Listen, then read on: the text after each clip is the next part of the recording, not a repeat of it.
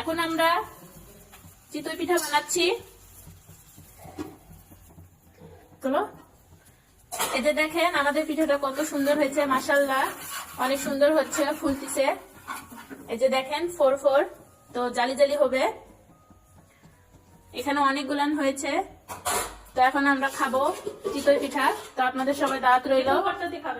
হ্যাঁ, এই যে এখানে বেগুন ভর্তা করছিলাম, তো এগুলান দিয়ে খাওয়া হবে। এই যে পিঠা হচ্ছে, তো অনেকগুলো পিঠা হচ্ছে, সবাই দাওয়াত রইল। তামান্না দাওয়াত দাও। সবাই আসবেন, খেতে আসবেন, খাবেন, আমাদেরকে লাইক করবেন, কমেন্ট করবেন, আরো কি কি দেখতে চান বলবেন, তাহলে আমরা বেশি বেশি করে বানাবো। আজকের বেগুন ভর্তাটা কিন্তু সুন্দর হয়েছে। আমরা দুজনেও অর্ধেক এমনি খেয়ে ফেলছি, খাওয়ার পরে পিঠা দিয়ে খাচ্ছি। এই যে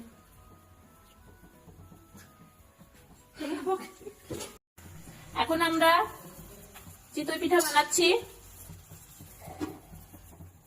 চলো, এই যে দেখেন আমাদের পিঠাটা কত সুন্দর হয়েছে, মাশাআল্লাহ অনেক সুন্দর হচ্ছে, ফুলতিছে।